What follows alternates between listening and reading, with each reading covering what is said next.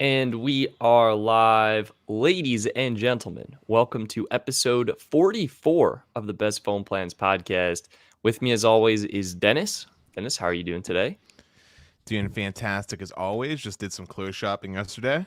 Nice, nice. I'm liking the beanie, by the way. Thank you, thank you. Pick up any new beanies or just other kind of like attire? No, it's dress clothes, something you guys have never seen me Wow, on the show. fancy.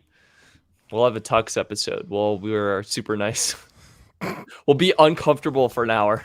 There we go. Yeah, suit and tie. So on this episode, we had some great news. Pixel 6 is finally officially announced, I guess I'll say. It's not available quite yet. Then we also have Android 12 is out. That's actually out. You can download that today. We have some updates on the 3.45 gigahertz auction, which Mike Dano from Light Reading has dubbed the Andromeda Auction, which I absolutely love. And then we have some updates on Apple and what they're doing in cellular and when we might see cellular MacBook Pros, and we might have some other stuff as well. So, Dennis, I think we should dive right in to what we're kind of most excited about, or what was pretty big this week. Yeah, Boom. Pixel 6. Pixel 6. Google sent one over as part of Team Pixel. So thank you, Google. I really appreciate it to test this out. We're not allowed to actually talk about the device yet. There's still an embargo in place. But Well, I could say what I could say what I want. I haven't had any hands. Dennis, yeah, you can say whatever you want. This is the hardware of it and what it looks like in person in their stormy gray color. But Dennis, yeah, what do you think of the event and Pixel 6 kind of in general right now? So, I mean, most of what was talked about was already leaked well ahead of time. Nothing really surprised. Was there anything new at the event? Not that I'm aware. I can think of a couple things, but keep going. I mean, maybe the pass thing was new that wasn't leaked. I don't think, but like the Pixel Pass. That's like you bundle the phone and a bunch of services together, which is smart. I really like that. Actually, my hot take, I think it's not. I don't think it's worth. Really? I mean, Google says you save so what it is a bundle, right? You bundle in YouTube Premium, like 200 gigs of Google One storage. You bundle in insurance on your phone. I'm sure there's a couple of other things I'm forgetting. You bundle these services together and you actually pay monthly for the phone. So the phone, let's say, is like $30 and you're adding in some services. I think the net cost ranges from like $45 to $55 a month. And then you can upgrade after 2 years. Google says you save like $200+ by going with this. But yeah, Dennis, you don't like it? No, I mean, first off, it has a ton of junk that I don't need. I'm not going to use Google Play Music or whatever it is that they have included in there. Well, you already have that because it's included for free with YouTube Premium. Well, I don't even use it. So there you go. As far as the 200 gigabytes of OneDrive storage, like that's not an amount that is not enough to me. Like I would be paying for more anyway. And actually, I know I'm a one-off situation now, but I have unlimited Google Drive storage now thanks to Best Phone. Oh yeah, Best Phone Plans. We have unlimited Google Drive storage. Thank you, Google. Right. So and I still pay for cloud storage, but like I actually pay for like a terabyte worth. So I think that's what they needed to do. Terabyte, definitely. Or 500. How about this? I'll make a compromise. 500 gigabytes because 200 is nothing. 200, yeah. As you fill that up so quickly, and I'm kind of with you. Let me see if I can pull this up. YouTube Premium is the only thing that's worthwhile, but I'm grandfathered in on the old rates, so like I'm not paying that much for it. I think I'm only paying like $8 a month for YouTube Premium because I was grandfathered in at the old. Yeah, YouTube we got grandfathered. It's actually $12 now. So yeah, here's just a quick Verge article I'll pull up so we can get some actual. Well, that's the reason details. I never canceled it. Like when T-Mobile was giving out the free stuff, I would have had to cancel, take advantage of like the free 2 months. I never did that. Yeah, you cannot do that. We're locked in. All right, so it's called Pixel Pass, and you're getting 200 gigs Google One, which we're saying should be at least 500. You're getting YouTube Premium, YouTube Music Premium, which is already included with YouTube Premium, and Google Play Pass. Yeah, this is just the only thing in there that I find valuable is the YouTube Premium. But even if you buy it by itself, it's still cheaper than what that costs. And as far as the insurance piece on it, like I'm a big proponent of I don't think it's worth insuring your phone. Like, yeah, I think it just depends on the person for that. But But Well, there's other ways to go about it too. Like you could do it through a different company. You can do it through. Well, here's the scoop, okay? If you're someone that really cares about insurance, this is what you do. Ready for it? Buy it through Best Buy and get the Total Tech protection. How much is that? Like how does that compare? Well, Total Tech, I believe it's normally $200, but you could get it for cheaper if you're a Best Buy card holder for like $150, I think, or something like that. They were doing like a promo on it. But anyway, what's nice about Total Tech is it insures all your purchases from Best Buy, not just the phone purchase. Yeah, check this out. It's also what gives you access to the most recent PS5 restock. It was behind that Total Tech paywall. And you get discounts on like when Best Buy comes out to do installs for you, and it does a lot more stuff than just ensuring that one phone purchase. So at least it does more if you're someone that shops frequently at Best Buy. Or depending on your card company, a lot of card companies already insure your phones when you purchase with that card. I know a lot of American Express cards are like that. Yeah, I think you're right. That is like an unknown perk. So but even still, to me, it's not worth insuring a phone that's only worth like what is it? $600. $600, and after a year, it's gonna be worth like $200 on Swappa, right? It's not worth insuring that. Like the only thing of tech that I have insured recently is my new MacBook purchase, and that's only because it's like freaking like 4.5K. Yeah. I sure. So I've done Apple Care a couple times on my phones, and it's actually turned out like mixed bag. So I got it for my iPhone 5 and I used it because I got dust or something in the camera and they gave me a new phone for that. So that worked out. I didn't get it for my iPhone 6S, and that one ended up having a battery issue. So I paid to get the battery replaced. Then Apple issued like a battery replacement program, but because I had a third-party battery installed, I wasn't eligible. So I had to go back to the repair shop, have them swap in my default Apple battery, then take it to Apple to get it fixed. And then I basically stopped getting it because I buy so many phones that it just doesn't make sense, like the only time I've had Apple Care on my iPhone is when I was part of the Apple Upgrade program, and that's it. Yeah. Well, that's bundling it in too. Well, that's because you had to have it. To do the Apple Upgrade program, they shove it down your throat. It's part of the program. That's part of the deal. Right. I didn't do it because I wanted Apple Care. I did it because I was upgrading my iPhone every year, right? But, realistically speaking, most insurance deals aren't great. If you if you have Apple Care and you crack your screen, right? And I'm not just talking about a normal shatter. I'm saying you crack the under the panel LCD. They're gonna charge you $400 to swap. It's not $400. Yeah, not with Apple Care. On the iPhone 13s. If you crack the LCD, not the top glass, I'm talking the LCD. I'm pretty sure it's a lot less. I think it's $200 tops. No, it's expensive. On the new iPhones, it's expensive. Yeah. All right. They have a deductible. Warranty. So the screen repair out of warranty for a 13 is $279. I'm not talking about normal screen. I'm not talking about the normal glass screen repair. I'm talking about if you crack the under. So there's the glass screen, right, Stetson? Yeah. And then there's the thin layer where the actual light and backlighting is happening. It's also where your fingerprint touching is happening. If they have to replace that, it's because a normal screen repair is $29. If you just crack the screen, it's $29. I'm talking about the under display part of it, not just the normal top glass. Yeah, I'm pretty sure it says any other damage, $99, Dennis. I'm pretty sure that's covered. In fact, I'm 99% confident that's covered. If you can prove me wrong, I applaud you, but I don't feel like going through the effort of doing it. I just know that you're paying a deduct. Point being, you're paying a Point deductible. being, you're paying, I think Apple Care is $200, and you're paying $99 on top of that. So all you're really doing is splitting up the total payment. You're paying $200 now, and then $99 in the future, or $29 in the future. I will say it's a little bit nicer when you are paying monthly, so it's $10 a month, so it stings a little less. But I mean, basically, we've had this argument before. When you buy insurance, you're betting against yourself. You're betting that you're going to break the phone more often than you're not. And anyway, this is not the exciting part of the event. Let's talk about the phones. Let's get back on topic to the phones. Okay. Wait. I wanted to mention something before we quickly, and it's just that if we're looking at this bundle, prices start at $45 a month for Pixel 6. The regular cost of Pixel 6 would come out to just $25 a month, okay? So you're adding in just like 20 extra dollars of stuff. And then as to your original point, if you just want YouTube Premium, it's cheaper to just get YouTube Premium. Like, just get what you need. Yeah. So maybe worth it for some, not worth it for me or Dennis. Getting back to the exciting part, yeah, what do you think of the actual devices now that they're sort of here?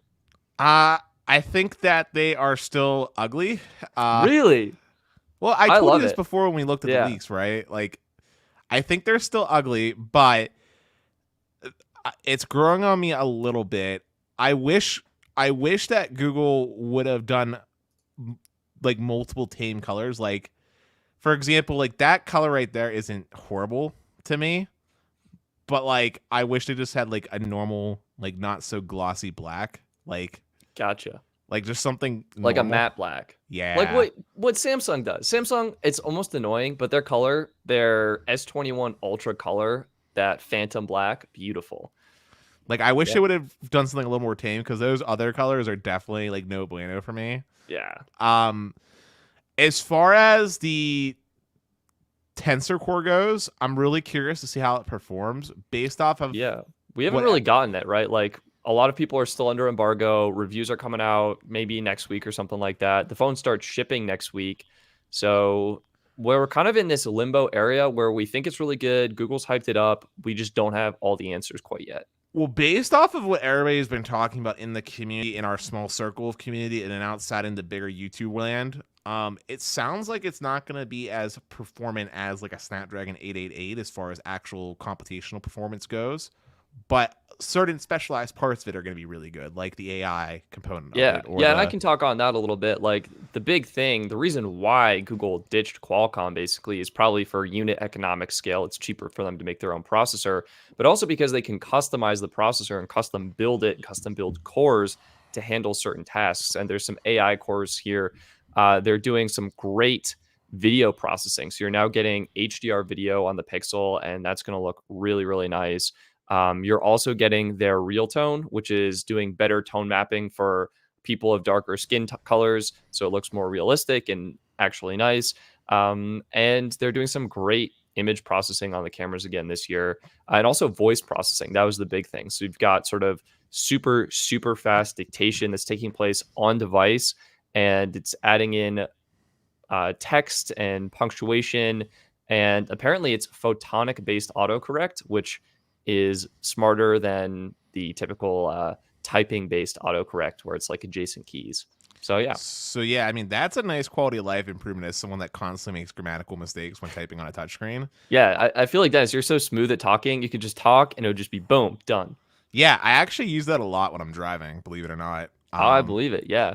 But and we also got Magic Eraser, which is going to remove people in the background of your images, long exposure, and Action Pan. And Action Pan's like they're basically doing AI photo editing for you. But yeah, I mean, my hope with Tensor Core is not necessarily this iteration, but what I'm hoping is that Google starts taking a page out of Apple's book with how, like, what they did with like M1, for example, right? Like, you know, they put it in the like MacBook Air, right? And then they put it into the iPad. Everywhere. I'm hoping that Google takes this Tensor Core and takes it out of this phone and makes a quality tablet. We haven't had a good like Android tablet in like forever.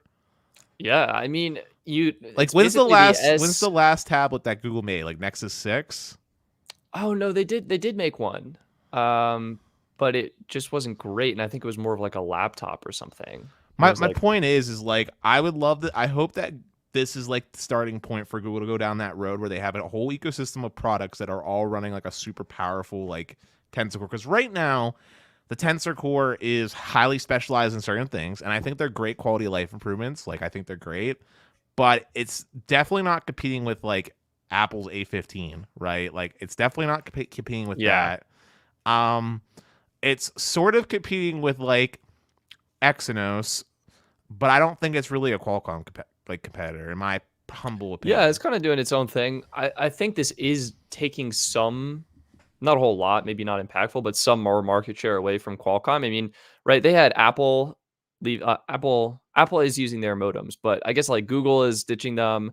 Samsung is rumored to be ditching them, and like people are leaving. So I kind of mean, an interesting story there. the amount of phones that Google sells probably doesn't matter at all to Qualcomm. Yeah, I was just thinking that Samsung will be the bigger hit, honestly. Samsung is a massive hit, but Google, Qualcomm's just like, who are you? Yeah. Dennis, did you see their direct my call feature? This was probably the single feature I was most excited about out of this entire event. Nah, give me a rundown. What's it do? Yeah, so check this out. This is from Google's blog, The Keyword. Direct my call. You know, you get those automated answering messages, right? Where it's just like, here are the different options. This is literally taking the text from the call and giving you options to tap on. And it'll tell you God tier. And it'll tell you estimated wait times for customer service. So boom, it's saying like, thanks for calling our bank. Our menu system has changed. Press 1 for this, press 2 for that. Google's taking those options, typing them out, and you can just tap on the text right there on the screen. Dude, that's God tier. I can't believe, honestly, from all these years having a smartphone, I can't believe this isn't a feeture that wasn't implemented sooner. Right, like, yeah. There is a large, well, not just for convenience sake, but there's a large amount of the population that can't hear. This is a great feature for people that, have physical challenges, right? Maybe they're hearing impaired, right? I can't believe that hasn't been implemented until now. Yeah. And then if you miss the menu, like you have to go back and re-listen to it. And then you're just worst. like what option was it? Like, am I really option 1 or do I kind of fit in option 2? Yeah. So that was probably my biggest feature. I'm really excited. I think the cameras on this thing are going to be awesome. I haven't done any testing with it yet, and I'm hoping to have a video out soon when the embargo lifts. But for now, I think my niche is speed testing. So I'm going to be, as you guessed it, like putting it head to head. Hey, Stetson, speed testing it. Yeah. Do you remember a couple years back where Google on stage showed off the ability for Google to book appointments for you, where you, it would call? Yeah. Whatever happened to that? Because I don't remember that ever actually becoming live. I'm not actually sure. So that's part of the back-end system of this calling feature too. It's Google Duplex, like interpreting calls. I believe we got the feature where Google will wait on hold for you. I'm not 100% sure if the feature you're talking about actually manifested. So, but you know what I'm talking about, right? Yeah. Basically, you say, hey, like Google, schedule a haircut for me. Mm-hmm. And Google will call your preferred hairstylist. A real person will pick up, and Google will pretend to be you or speak on your behalf. And that way it'll book your appointment and it'll set it up, set everything up, add it to your calendar, and you'll be like, oh, I guess I have an appointment today. And Google would have made it for you. I don't know. So anywho, that's it. Pixel 6 available for pre-order today. Actually, it was on Tuesday when the event was available for pre-order. I have an important question to talk about. Yeah. What do you think of the fiasco with the pricing? So what is Dennis talking about? I'm assuming you're talking about Pixel 6, Pixel 6 with ultra wideband, and whatever the heck AT&T is doing. Mm-hmm. Yeah. So to give the audience the rundown, Pixel 6 starts at $600, which is beautiful. I think that's an outstanding price point for the package you're getting. And 6 Pro starts at $900, so $300 difference. But the Pixel 6, it's $600 from Google, $600 from T-Mobile, $700 from Verizon, and $740 from AT&T. I think it's a typical disaster. This happened with Pixel 4a 5G, Pixel 5a. Basically, there's a millimeter wave variant, and millimeter wave is more expensive to build. So Verizon is adding in that $100 cost to the phone, or Google's adding in that $100 cost to the phone. Dennis, I'm lost on AT&T. Do you have any ideas? They're just adding extra $40 because why not? No clue. No clue. It's ridiculous. Nope. I touched on it in my latest "These are the best deals for Pixel 6" video, and I'm basically like, yeah, AT&T's are the worst. The phone is the most expensive, and even though on paper the deal is the same as Verizon, I think you can get $700 off the phone or whatever, because the phone is already so much more expensive, you're not actually saving money in a sense. I would recommend just buying it unlocked from Google. But then you are not getting millimeter wave, so you have this kind of debacle. Unless you get the Pro. Unless you get the Pro. Yeah. So I think, personally, best bang for buck is the Verizon Pixel 6. $700, and you're getting millimeter wave. I wish Google had gone about that differently. With the regular Pixel 5, which I actually have here, this had everything. And it, like one phone, everything you need. So I don't know. I was gonna say Verizon seems to be the home of the Pixel. Like it was the first. I would say Verizon and T-Mobile. I think T-Mobile had some really good deals as well. Well, no, I meant Verizon was the first to carry the Pixel in the stores. So I feel like. Oh yeah. So I feel like when we equate AT&T as the iPhone network, like Verizon's the Pixel network. I feel like if you're getting a Pixel, Verizon's probably the move. Yeah. Like, which is a shame, but that's the network that probably is going to have the most fun with it, right? Yeah, I would say Verizon, T-Mobile. I would not go AT&T, honestly. They don't seem to like Pixel. It's more expensive. They don't like Android in general. Yeah, and they don't like Android in general. Like, if you buy it unlocked, you're going to have issues. Like, I had issues setting up my voicemail. It's just like, AT&T, what are you doing? Wi-Fi calling. Ridiculous. Android. Dennis, I wanted to give a public PSA to everyone. This is just a quick one. Android 12 is out. You can download it. It looks beautiful. Material U. Have you gotten it yet? I'm on a Samsung, remember? Oh. All right, so Dennis is getting this in about 2 years, but for anyone who is rocking a Pixel, you can get it, and it's nice. You know, it's different. It's nice. The bottom line is it does things a phone needs to do. So, yeah. So, let's talk about Android 12. What's new? What's exciting? I guess, honestly, it's mostly design and aesthetic changes. The big one is that just checking the sort of quick notification or quick action shade that you pull down has been updated, larger tap targets. And I think the big thing is the Material U, which is basically like, I can show actually the home screen on this phone. The icons, if you choose to color code it to the device, hang on. Well, basically, the phone will adapt its accent colors based on the dominant color in your wallpaper. And you're underhyping this a lot right now. Yeah, I honestly forget what's new, Dennis. Like, do you have more information than I do? Please share. Well, first off, themed icons. First off, huge enhancements to privacy. Finally. Oh yeah. Huge enhancements to privacy, like whether it be location control settings or other things like that. Like Google's definitely taking a page from Apple when it comes to that. So that's big. Secondarily, lots of small quality of life improvements, bug fixes, and back-end improvements, which cannot go under notice. Like the battery life enhancements and other improvements that come from it are pretty big. The ability to share Wi-Fi with someone just via scanning a QR code. Huge.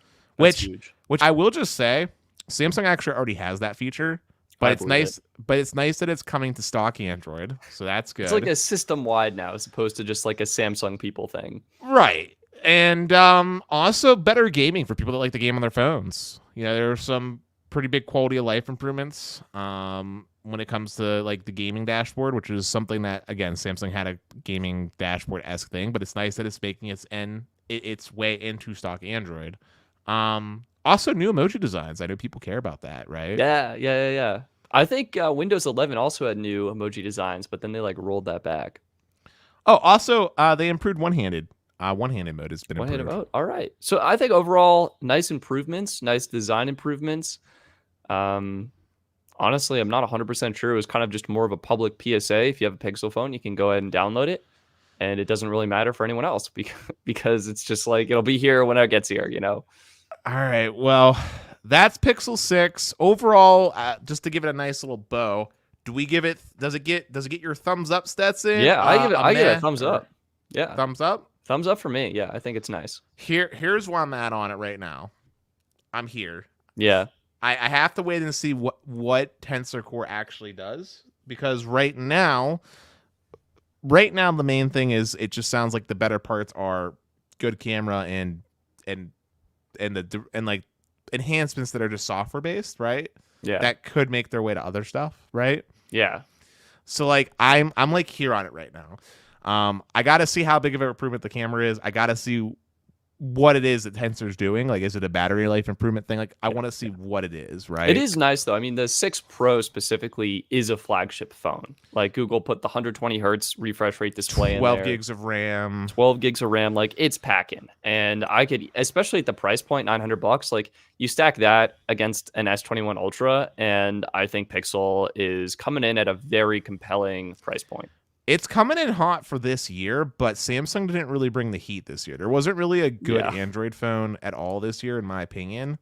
But that doesn't necessarily mean it makes the Pixel 6 Pro a good phone in my eyes either, right? Like Sure. if no phone was good this year and my S20 Plus still stacks up against them, then that just means that it's just another Android phone in my Yeah. eyes. Because Android's pretty saturated, you know what I'm saying? Most curious about the networking performance, which is what I'm going to be testing because they're using a Samsung modem, I believe. That's what I've heard. That's another thing that I'm both very interested in and also very anxious about because Concerns.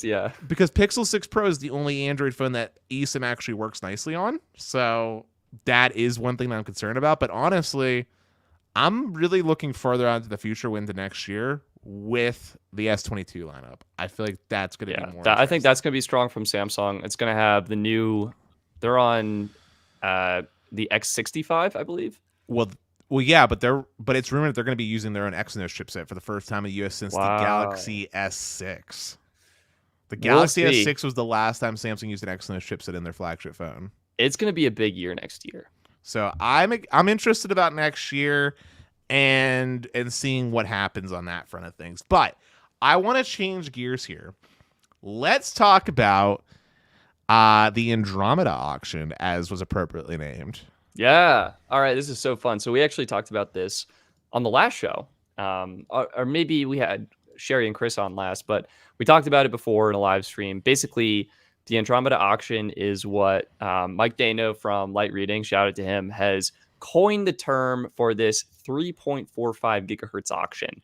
And basically what happened is this auction had a reserve price, and it needed to hit that price set by the FCC in order for the auction to go through and the spectrum to be distributed to all of the bidders. And there was some concern after the first couple of weeks that maybe that reserve price would not be met. Thankfully, this week on Wednesday, the reserve price of $14.77 billion was met, and the auction has netted a total of $16.43 billion, which means it'll go through. We still don't know who dropped out of the auction, but at least all of the current bidders will get their allocated spectrum that they're purchasing. Thank goodness, because I know for a fact that Dish needs it badly. There's no way Dish could have went without. And then AT&T, I wouldn't say necessarily needed it as badly because they did get some of that C-band in the previous auction, but they definitely needed it, right? They want it. This is like prime mid-band spectrum, I feel like.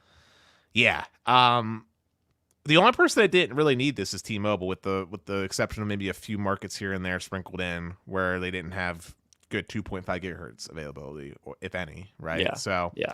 I'm glad it went through, or not went through, but I'm glad it like hit the minimum threshold. I guess question for you, since we don't know too much about it, who do you think will be the big winner in this? Who do you think's actually walking away happiest and got like the good deal? I think AT&T and Verizon are walking away pretty happy.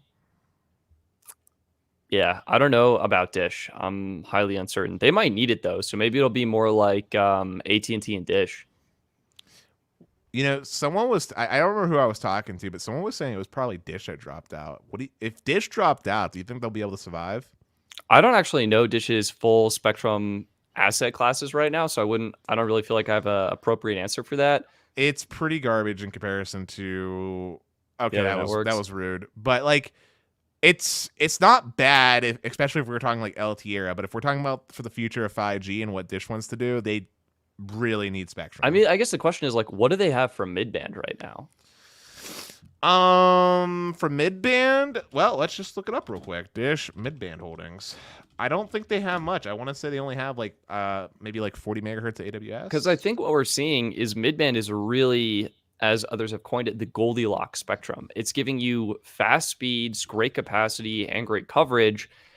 And yeah, it's just this perfect balance between those three attributes. Whereas millimeter wave has huge capacity, but the coverage is so weak that you're not really able to propagate it through buildings and great distances.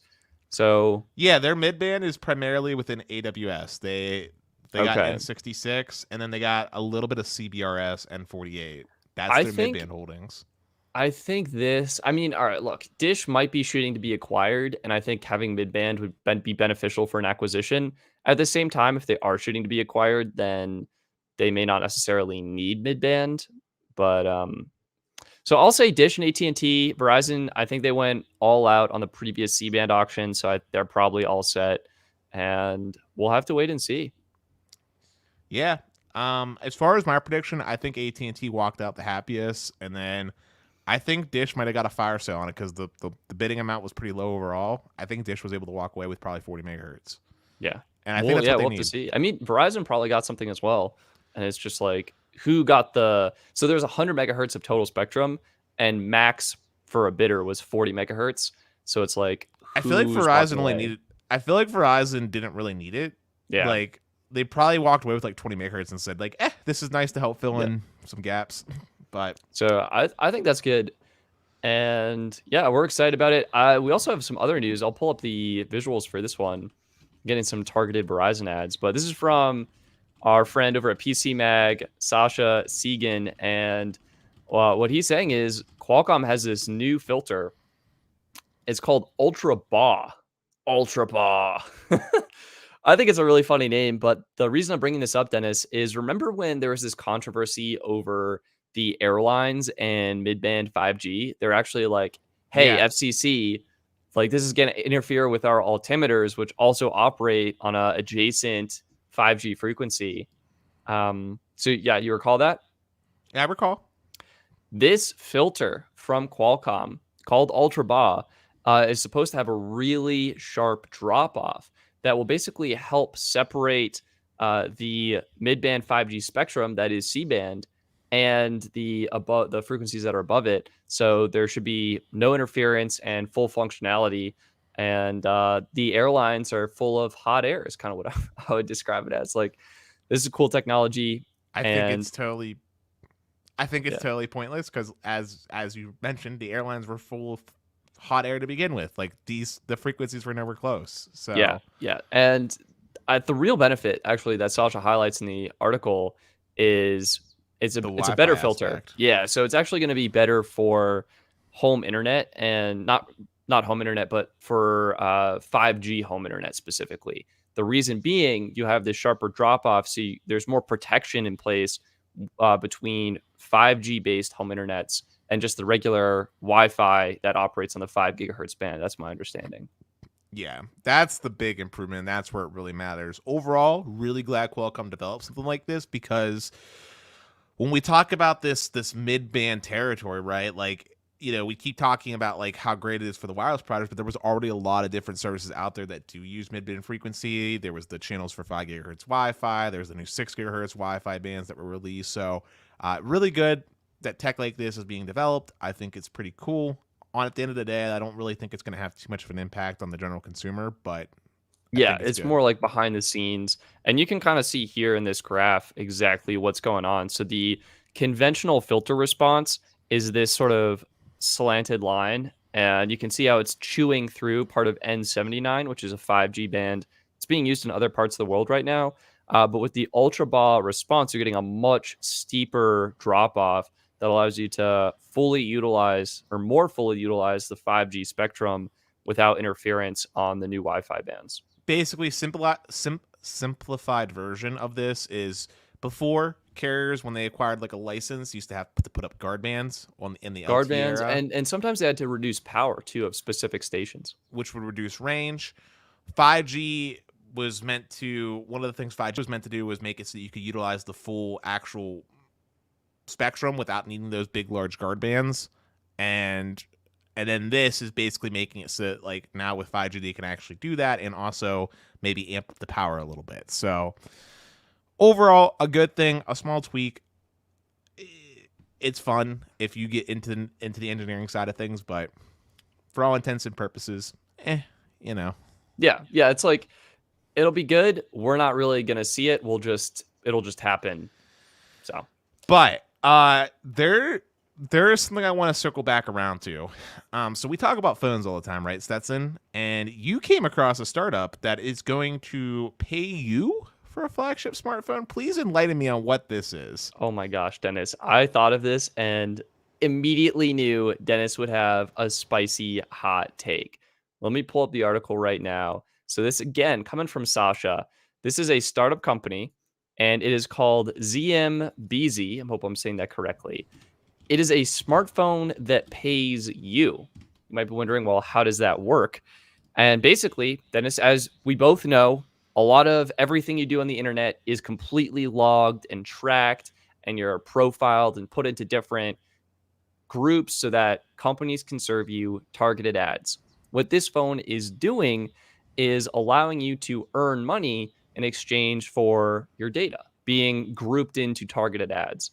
And that's kind of the concept behind it. This is the Z2 phone. So it's a flagship phone coming in at $550.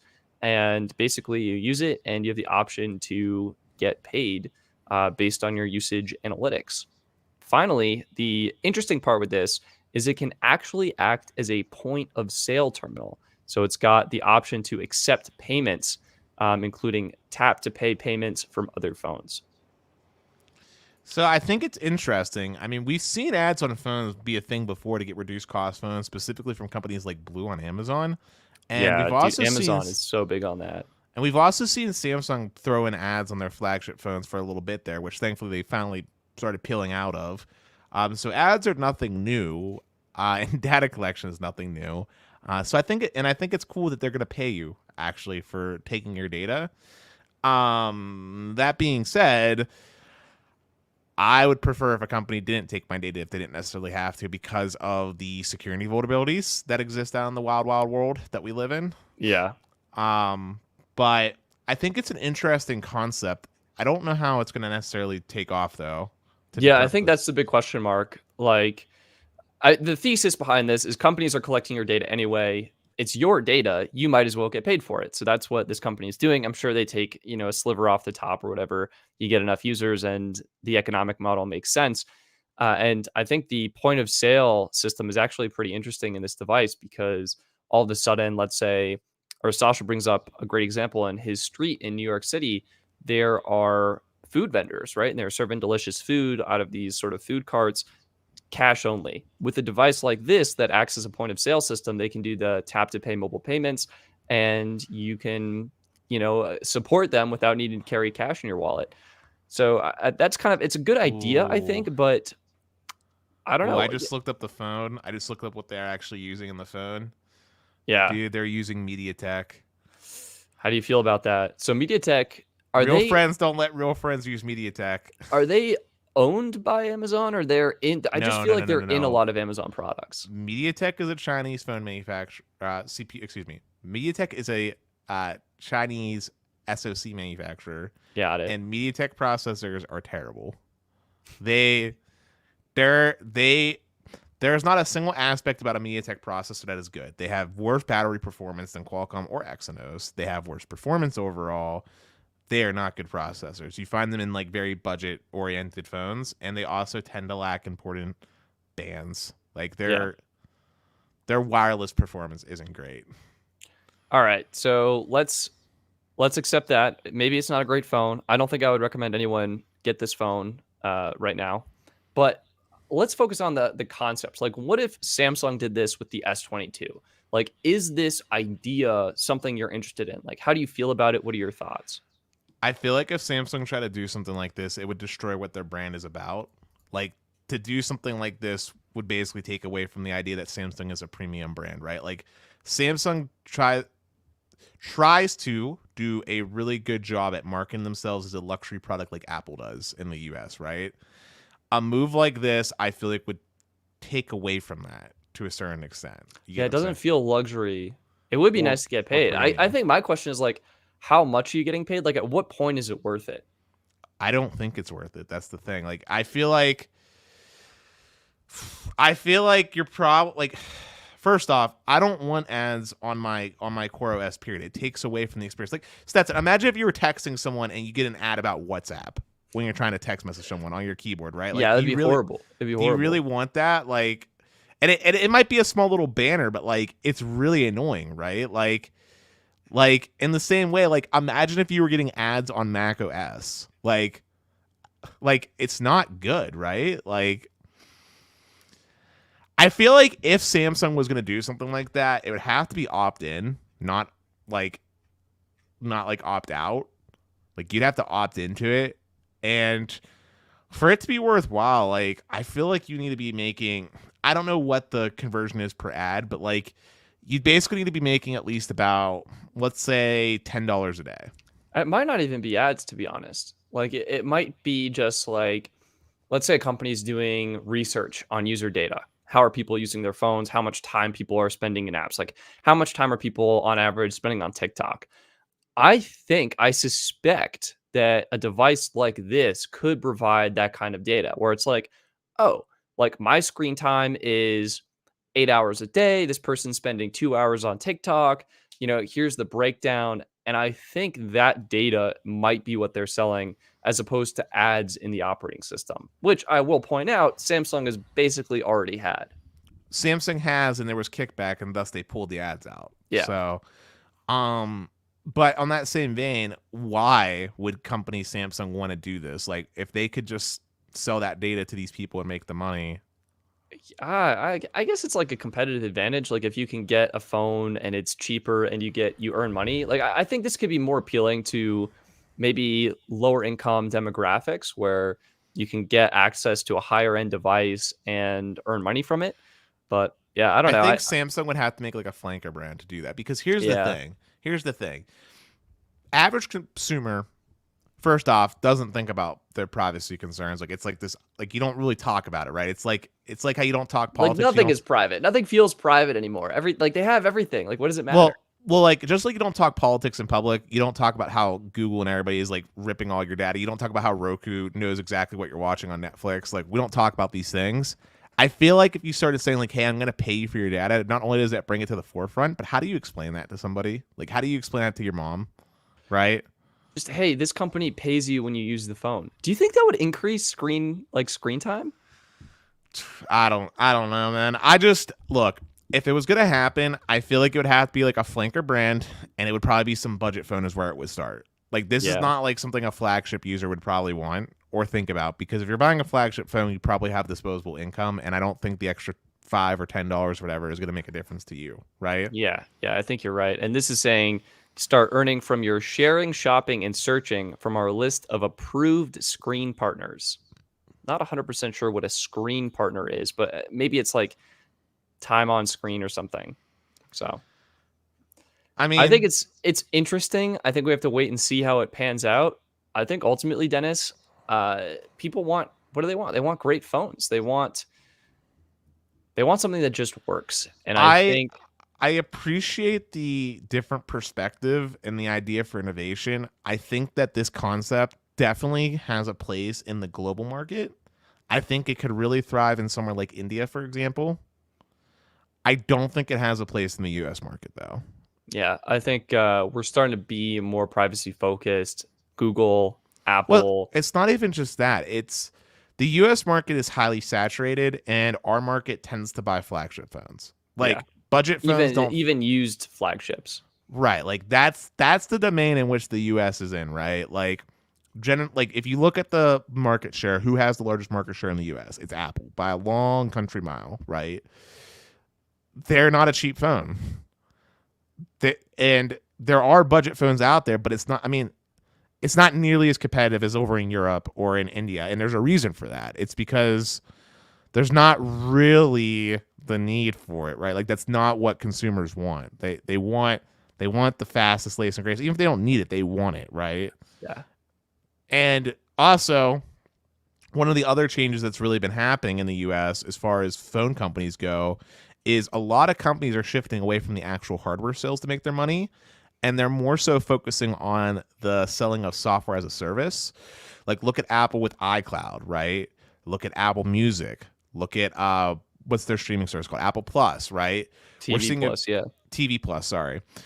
We're seeing a big focus on these companies making like software as a service subscription services to generate long-term revenue, since people are starting to keep their phones longer, and not necessarily seeing the biggest emphasis on this data collection. Like, sure, that's still a component of things. Like, I'm sure of it, but like especially for like Google, but for the phone manufacturer, right? The actual phone manufacturer, that's not what's on their mind. Because even if Samsung wanted to implement something like this, it would be Google that would need to be implementing something like this, right? Yeah. Like they have the more sway. more sway. And I mean, they're building Android, so I think that's, you could build it into that. But yeah, you're definitely right. We're migrating towards this subscription model and trying to get people into services. Interesting idea. We'll see what happens, or we literally will forget about it and we won't see what happens, and that'll just answer that question. But well, we could the beautiful thing about YouTube is like a time capsule. We can always reference back to this incredible video, right? So let's see what happens. Yeah, I think that's all I want to talk about for this episode, and maybe we can touch on more in like a live show. But Dennis, anything else you want to the close on? Yeah. So for anybody that's watching this, part of #rewatch gang, make sure you're giving it a thumbs up. It is sponsored by the like button, and it definitely helps us out a lot. We're trying very hard to get this channel to reach as many people as possible. Also, if you're not a member already, highly recommend becoming a member of the Patreon, where you're going to see a lot of exclusive content. Stetson was first to tell people about the best deals on Patreon. That's true. Yeah. 6. It's also where you're going to find out about cool projects that are being worked on, like how I got the new MacBook Pro, and we talked about that a little bit in the Discord, right? Yeah. And there's lots of other fun stuff that happen within the Honestly, community. the Discord is one of my favorite perks. I just love chatting with everyone. Dude, the Discord is hype, man. That's honestly the best place to catch me, right? If you want to talk to me like kind of like in the private, I know Debo Bop. I know you're probably watching this. We always talk. I talked to him about his like college and stuff like that when he's going to college out in. Well, I won't say where he's going and all that good stuff. But anyway, point is, Discord's hype. I would love to see more of you in it. Become a member of the Patreon. It's not that bad. I think it's what, $4, right? $2 if you want to get the Discord. $4 if you want some extra content and perks. Yeah, so definitely worthwhile in my opinion, and that way we get to see your friendly faces. Absolutely. So yeah, we'd love to see you there, and we're looking forward to it. Either way, I think that's going to be it for this episode of the Best Phone Plans Podcast. I'm Stetson. And I'm Dennis. And we look forward to talking to you in the next episode. Peace. Peace, guys.